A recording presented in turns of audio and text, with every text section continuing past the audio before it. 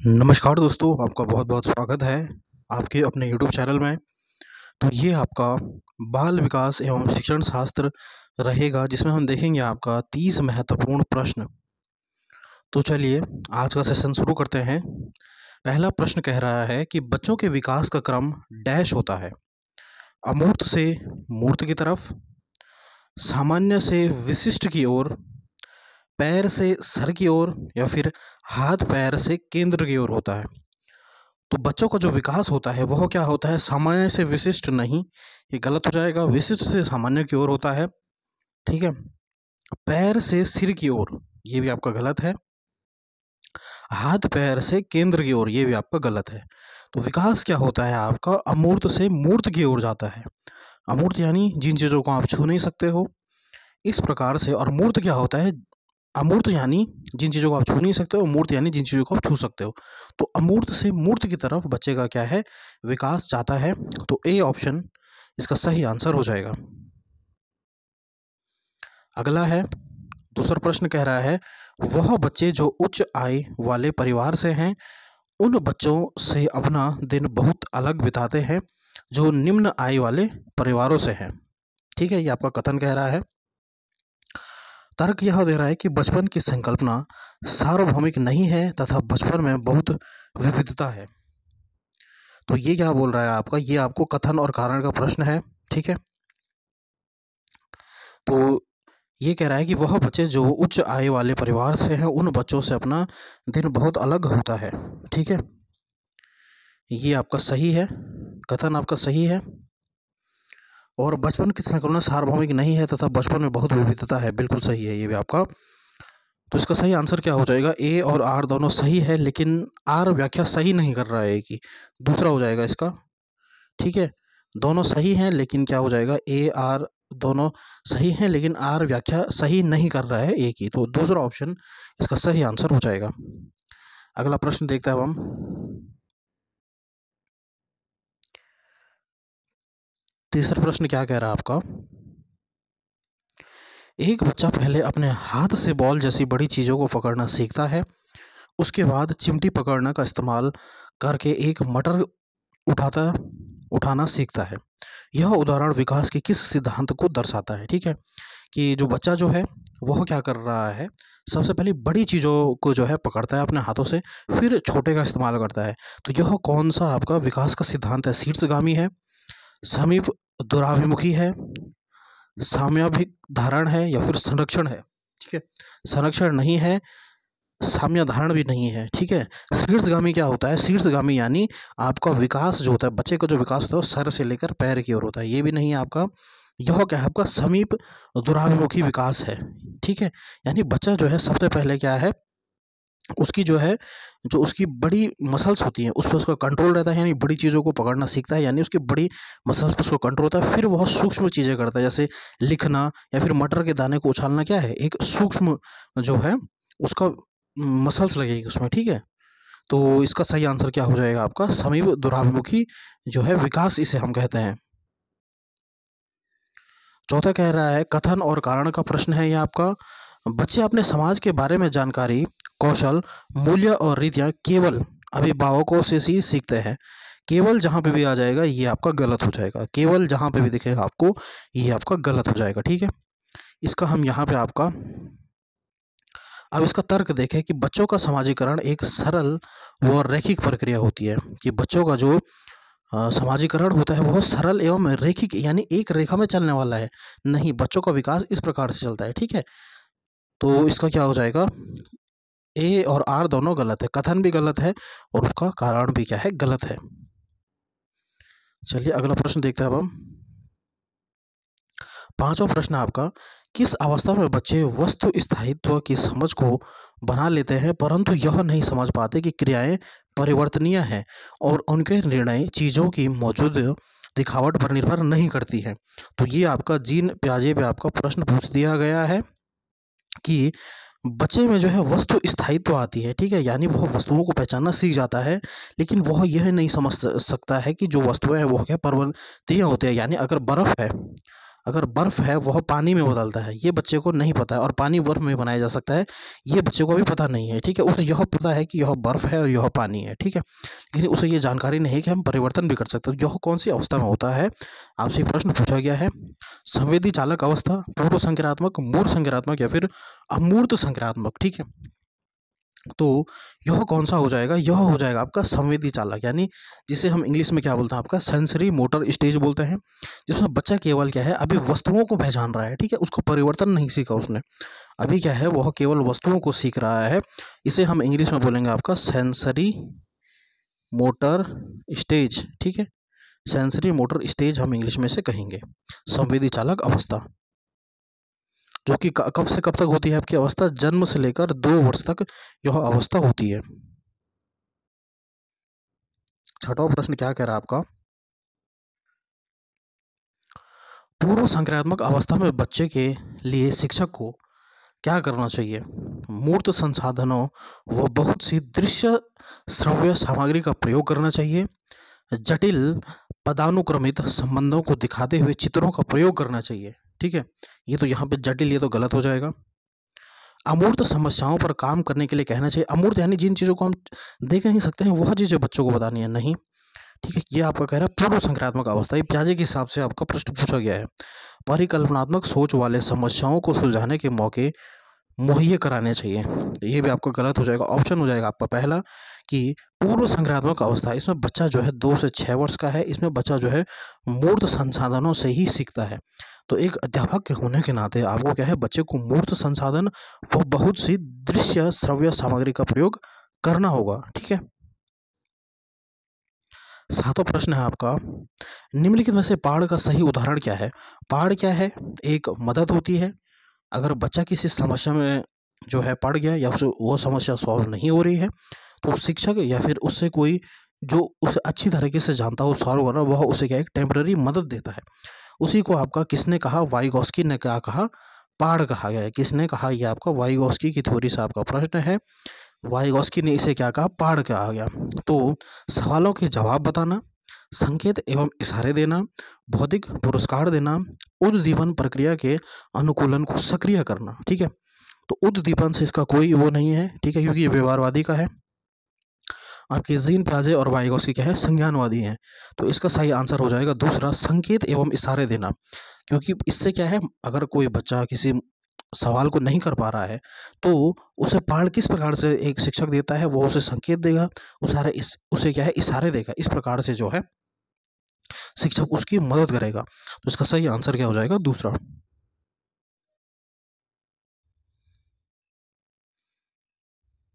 अगला हम देखते हैं आपका 8वां प्रश्न क्या कह रहा है यहाँ पे।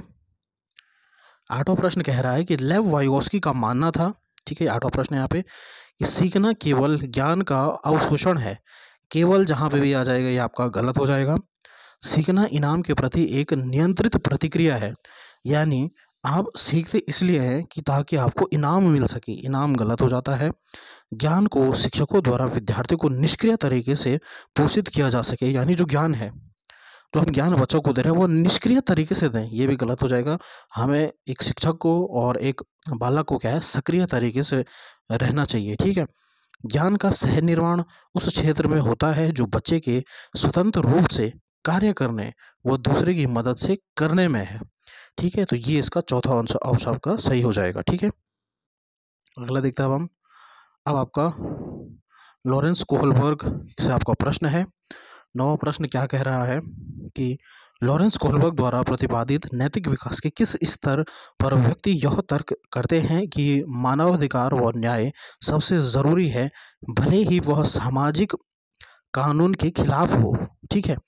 यह किस आपका लॉरेंस कोहलबर्ग जो है उन्होंने कौन सा आपका सिद्धांत दिया था, नैतिक विकास का सिद्धांत दिया था, ठीक है। Moral development theory Lawrence Kohlberg ने दी थी आपकी। इन्होंने आपके कितने स्तर बताए थे, आपके 6 स्तर बताए थे, ठीक है, ठीक है। और इनके अंदर उन्होंने क्या है, सपोज उन्होंने उन्होंने क्या है 3 स्तर बताए थे और इनके अंदर 6 उन्होंने क्या है इसके लेवल बताए थे, ठीक है। ये भी आपको ध्यान में रखना है। तो यह कौन सा स्तर है जहाँ पर व्यक्ति क्या है तर्क करते हैं कि मानव अधिकार व न्याय सबसे ज़रूरी है, भले ही वह सामाजिक कानून के खिलाफ हो, ठीक है, लेकिन हमें क्या है मानव अधिकार और न्याय जरूरी होना चाहिए। तो यह कौन सा है आपका? आज्ञा पालन एवं दंड अभिविन्यास। आज्ञा पालन एवं दंड अभिविन्यास नहीं होगा, ठीक है। अच्छा लड़का अच्छी लड़की भी नहीं है।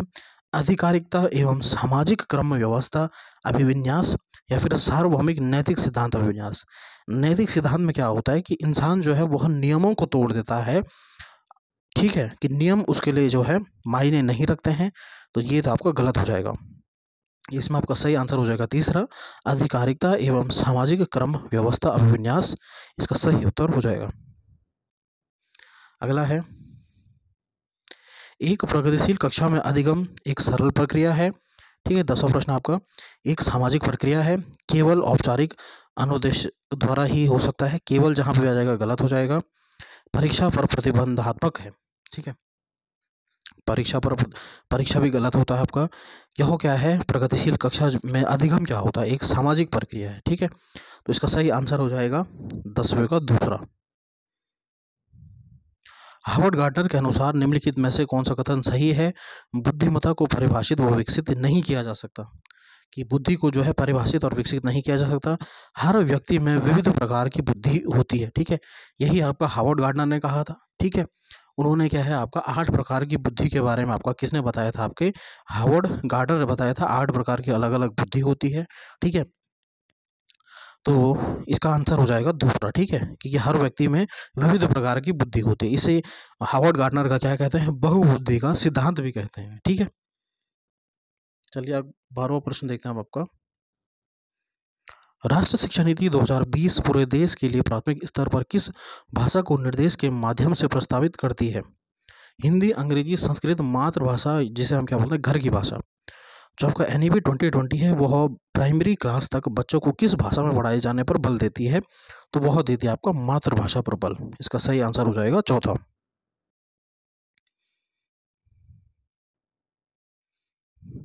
बैठने की व्यवस्था में लचीलापन, अधिगमकर्ताओं का समूह में कार्य करना किस कक्ष की विशेषता है? यानी बैठने में लचीलापन होता है उस कक्षा में, समूह में बच्चे कार्य करते हैं, ठीक है।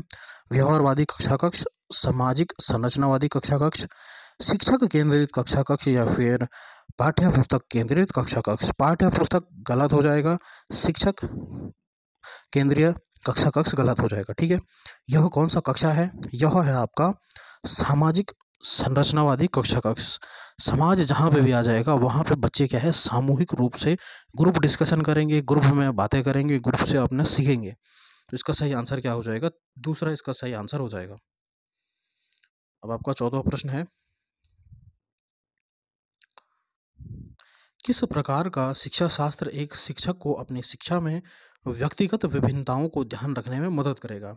मानकीकृत व एक समान। मानकीकृत जहाँ पे भी आ जाएगा ये आपका गलत होता है। पूरी तरह से परीक्षाओं पर केंद्रित होना, परीक्षाओं पर केंद्रित गलत। पूरी तरह से पाठ्य पुस्तक पर केंद्रित होना गलत। संलग्न व संदर्भित होना, ठीक है। तो इसका सही आंसर हो जाएगा आपका चौथा। इसका सही आंसर हो जाएगा संलग्न व संदर्भित होना।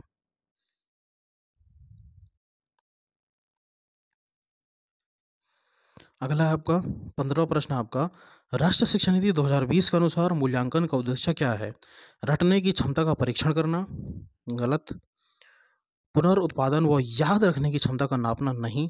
बच्चों को सीखने की प्रक्रिया में मदद करना, या फिर पूरे देश में बच्चों की तुलना करने के लिए मापदंड बताना, गलत। इसका सही आंसर हो जाएगा तीसरा, कि बच्चों को सीखने की प्रक्रिया में मदद करना।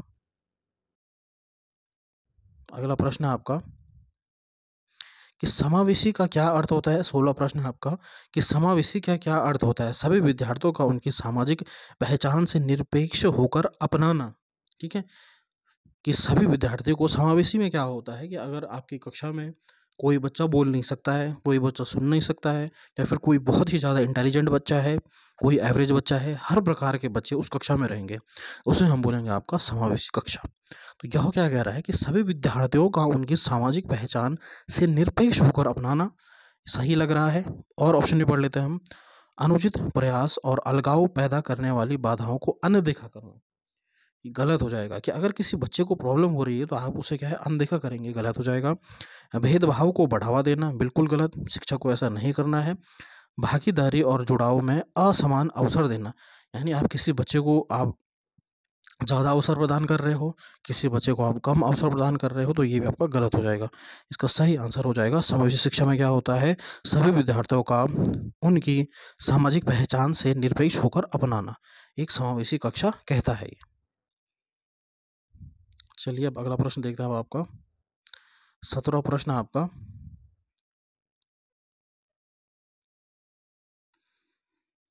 विविध सांस्कृतिक पृष्ठभूमि के विद्यार्थियों को सफलतापूर्वक सम्मिलित करने के लिए शिक्षक को निम्नलिखित में से किससे बचना चाहिए? हर विद्यार्थी को पहचानने और उसके सम्मान करें, बिल्कुल सही है आपका। प्रभुत्वशाली समूहों के अनुभवों को प्राथमिकता दें, ये गलत है आपका। शिक्षण की सामग्री में विविधता शामिल करें, बिल्कुल सही है। कक्षा में सांस्कृतिक संवेदनशीलता का अभ्यास करें, बिल्कुल सही है। तो हमें पूछा गया है निम्नलिखित में से किससे बचना चाहिए, किससे बचना चाहिए यानी हमें क्या है, गलत ढूंढना है। तो हमारा कौन सा हो जाएगा, दूसरा ऑप्शन इसका सही आंसर हो जाएगा। डिसलेक्सिया मुख्य रूप से किस कठिनाई से जुड़ा है? तो डिसलेक्सिया पढ़ना, गायन, सोच या फिर चलना। डिसलेक्सिया क्या है, पढ़ने से रिलेटेड है, बच्चे को क्या है इसमें पढ़ा नहीं जाता है, इस अधिगम विकार है एक प्रकार का। 19वां प्रश्न है आपका, निम्नलिखित में से कौन सा अभ्यास अधिगम अक्षमता वाले विद्यार्थियों का समावेशन सुनिश्चित करने में प्रभावी होगा? अभिव्यक्ति के लिए केवल निश्चित विधि को अनुमति देना, केवल जहाँ पे भी आ जाएगा गलत हो जाएगा। विफलता का आरोपण, क्षमता की कमी को मापना, ठीक है। बहुत लंबे और बारंबार दत्त कार्य देना यानी होमवर्क देना, गलत। सूचना प्राप्त करने के लिए कई विकल्प प्रदान करना। विफलता का आरोपण, क्षमता की कमी को माने। विफलता का आरोपण यानी बच्चा विफल हो रहा है तो यह क्या, उसकी क्षमता नहीं है, ये भी आपका गलत हो जाएगा। तो इसका सही आंसर हो जाएगा चौथा, कि सूचना प्राप्त करने के लिए कई विकल्प प्रदान करें आप बच्चे को। अगला आपका 20वां प्रश्न आपका, प्रतिभावान विद्यार्थी क्या होता है, आपसे पूछा गया है। जानकारी को जल्दी और सही तरीके से अवशोषित करते हैं, जो आपके प्रतिभाशाली बच्चे होते हैं, अपनी आयु स्तर से नीचे के प्रश्नों को हल करने में असमर्थ होते हैं। तो ये तो गलत हो जाएगा। ये किस बच्चे की बात करें, प्रतिभावान व्यक्ति यानी एवरेज से ऊपर जो बच्चे होते हैं उन्हें हम क्या, गिफ्टेड चाइल्ड का कहा जाता है इसे इंग्लिश में। तो प्रतिभावान विद्यार्थी क्या अपने स्तर से जो है नीचे के प्रश्न को सॉल्व नहीं कर पाएगा, ये तो गलत है। सरल और आसान कार्यों को चुनने में प्रवृत्ति रखते हैं, कि सरल और आसान कार्य चुनते हैं नहीं। में मूल बातों को सहज समझ का अभाव होता है, यानी वह क्या है, मूल बातों जो है समझ नहीं सकते हैं, ये तो गलत है। तो इसका सही आंसर हो जाएगा फर्स्ट ऑप्शन, इसका सही आंसर हो जाएगा जानकारी को जल्दी और सही तरीके से अवशोषित करते हैं कौन, आपके प्रतिभावान विद्यार्थी। 21वां प्रश्न क्या कह रहा है आपका, एक शिक्षक को अपने विद्यार्थियों को किसी प्रश्न का उत्तर देने के लिए सहज अनुमान लगाने के लिए डैश करना चाहिए, प्रोत्साहित करना चाहिए, अनदेखा करना चाहिए, दंडित करना चाहिए या फिर अवरोध पैदा करना चाहिए। दंडित गलत, अवरोध अलग, अनदेखा अलग, प्रोत्साहित करना चाहिए, फर्स्ट ऑप्शन हो जाएगा इसका सही आंसर। विद्यार्थियों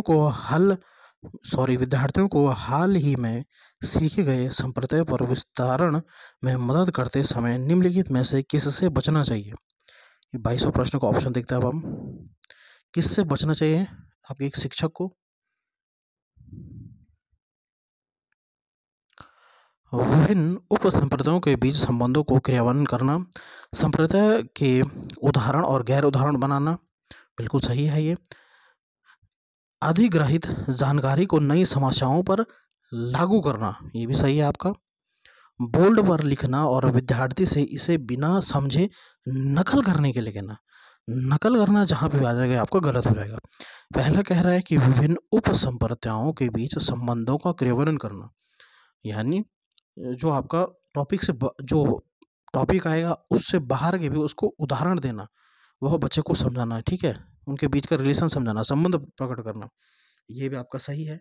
तो इसका मतलब हमें क्या है, गलत ढूंढना था। तो गलत क्या कह रहा है कि बोल्ड पर लिखना और विद्यार्थी से इसे बिना समझे, कि विद्यार्थी कुछ समझा नहीं उसे बिना समझे नकल करने के लिए कहना।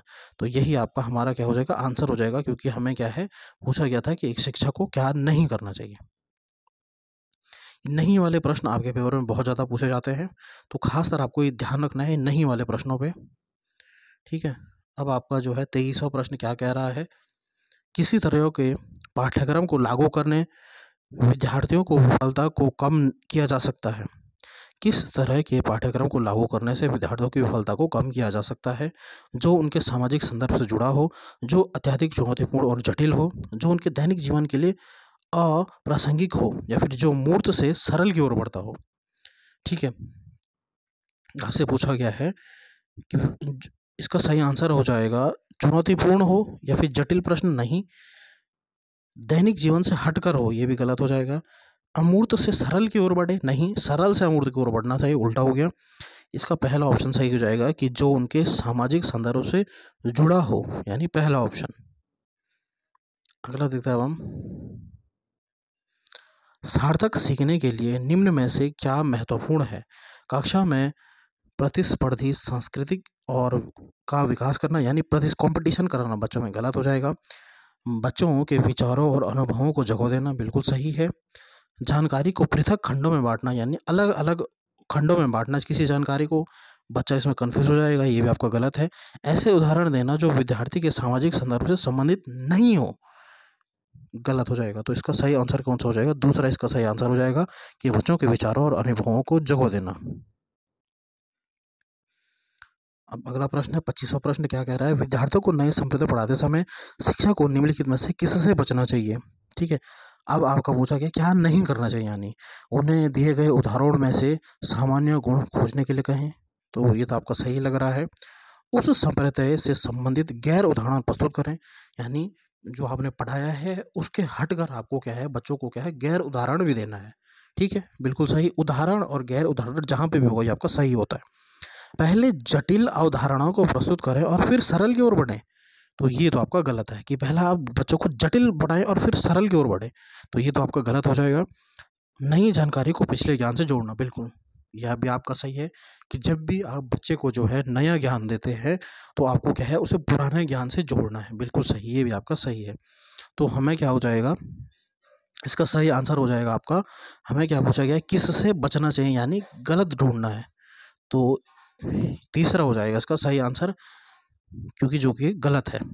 ठीक है, अगला प्रश्न देखते हैं अब हम, 26वां प्रश्न क्या कह रहा है, विशिष्ट जानकारी की स्मरण पर आधारित प्रश्न का उत्तर देने के बाद एक विद्यार्थी इस बात पर विचार कर रहा है कि इस कार्य को किन संकेतों ने उसकी मदद करी है। ऐसा करने से विद्यार्थी का डैश का विकास हो रहा है। ठीक है, एक विद्यार्थी जो है स्मरण कर रहा है किसी प्रश्न का उत्तर देते समय, कि इस बात पर विचार कर रहा है कि इस कार्य में किन संकेतों ने उसकी मदद कर रही है, एक प्रश्न को सॉल्व करने में किन संकेतों ने उसकी मदद कर रही है, तो इससे जो है विद्यार्थी का किस चीज़ का विकास हो रहा है आपसे पूछा गया है। वह विलंबित नकल कर रहा है, ठीक है, या फिर वह अहम केंद्रित है, या फिर अधिसंज्ञान ले रहा है, या फिर अति औचित्य कर रहा है, तो क्या हो जाएगा इसका सही आंसर। तो इसमें जो है विद्यार्थी जो है वह क्या कर रहा है, अति संज्ञान ले रहा है। अति संज्ञान क्या होता है कि उसने जो पहले पढ़ा तो वह ये दिख रहा है कि उसकी जो बुद्धि में जो उसने पहले पढ़ा वह क्या है जिसकी की वजह से वह इस आंसर को लिख पा रहा है, तो यानी वह क्या है, अति संज्ञान ले रहा है, तो तीसरा ऑप्शन इसका सही आंसर हो जाएगा। अगला देखते हैं हम, लक्ष्य प्राप्त करने के चरण दर चरण निर्देश को डैश कहा जाता है, कलन विधि, स्वायत्त शोध प्रणाली, साधन लक्ष्य विश्लेषण, या फिर स्मृति सहायक विधि, क्या इसे कहा जाता है। तो इसका सही आंसर हो जाएगा साधन लक्ष्य विश्लेषण, तीसरा ऑप्शन इसका सही आंसर हो जाएगा। विद्यार्थियों के बीच भ्रांतियां उनके बारे में क्या बतलाती हैं, अत्यंत गलत और तर्कहीन सोच प्रक्रिया, उच्च क्रम की भावनात्मक और बौद्धिक क्षमताएं, अवधारणाओं के बारे में भोली और सहज समझ, या फिर गंभीर संज्ञानात्मक कमियां और तंत्रिका संबंधित विकार। जो आपका भ्रांतियां हैं क्या बताती है कि अत्यंत गलत है बच्चा, गलत, उच्च क्रम की भावनाएं और बौद्धिक क्षमताएं हैं उसमें गलत, अवधारणाओं के बारे में बोली और सहज समझ, बिल्कुल ये सही है आपका, और उनमें विकार ये तो गलत हो जाएगा। तीसरा इसका सही आंसर हो जाएगा कि अवधारणाओं के बारे में भोली और सहज समझ। 29वां प्रश्न है आपका, निम्नलिखित में से कौन सी स्थिति विद्यार्थियों में गर्व का कारण बन सकती है? जब असफलता का कारण स्वयं को माना जाए, बच्चा असफल हो रहा है, गलत हो जाएगा। जब असफलता का कारण दूसरों को माना जाए, नहीं। जब सफलता का कारण स्वयं को माना जाए, बिल्कुल सही। जब सफलता का कारण दूसरों को माना जाए, नहीं। तो इसका तीसरा ऑप्शन आपका सही आंसर हो जाएगा। लास्ट प्रश्न देखते हैं अब हम क्या कह रहा है आपका, निम्नलिखित में से कौन सा कथन आंतरिक प्रेरणा का उदाहरण है? आंतरिक प्रेरणा यानी इनर मोटिवेशन जिसे हम बोलते हैं। बच्चा अगर स्वयं से कुछ चीज़ पढ़ रहा है या फिर कुछ चीज़ कर रहा है तो वह क्या है, आंतरिक प्रेरणा है उसके अंदर, ठीक है। इसका हमें पूछा गया कौन सा कथन आंतरिक प्रेरणा का उदाहरण है। मुझे पढ़ाई करनी चाहिए क्योंकि यह संप्रदाय की समझ बनाने के लिए ज़रूरी है, यह कॉन्सेप्ट बनाने के लिए ज़रूरी है, इसलिए बच्चा पढ़ाई कर रहा है, बिल्कुल सही है ये। मुझे शिक्षक द्वारा दंड से बचने के लिए, दंड से बच रहा है इसलिए बच्चा पढ़ाई कर रहा है, ये गलत हो जाएगा। ये आंतरिक मोटिवेशन नहीं आता है, यानी आंतरिक प्रेरणा में नहीं आता है, ये बाह्य प्रेरणा में आता है। मुझे प्रतियोगिता में प्रथम स्थान प्राप्त करने के लिए अध्ययन करना है, बच्चा इसलिए पढ़ रहा है ताकि वह क्या है, प्रतियोगिता में फर्स्ट आ सके, ये भी गलत हो जाएगा। मुझे अपने साथियों से प्रशंसा और प्रभुत्व पाने के लिए अध्ययन करना है, यानी अपने साथी, उसके साथी उसे अच्छा कहेंगे इसलिए वह पढ़ रहा है, ये भी आपको गलत हो जाएगा। इसका सही आंसर क्या हो चुका, बच्चा इसलिए पढ़ रहा है ताकि उसका क्या है, संप्रदाय की समझ बनाने के लिए। इसका मतलब बच्चा क्या है, आंतरिक प्रेरणा है, यानी पहला उत्तर इसका सही आंसर हो जाएगा। तो स्टूडेंट्स, कैसी लगी आपको ये क्लास, ज़रूर कमेंट करें, चैनल को सब्सक्राइब करें ज़्यादा से ज़्यादा, और ऐसे ही एमसीक्यू की सीरीज़ हम आपको लाते रहेंगे। लेकिन आपसे रिक्वेस्ट है कि चैनल को ज़्यादा से ज़्यादा शेयर करें और सब्सक्राइब ज़रूर करें। धन्यवाद। जय हिंद, जय भारत।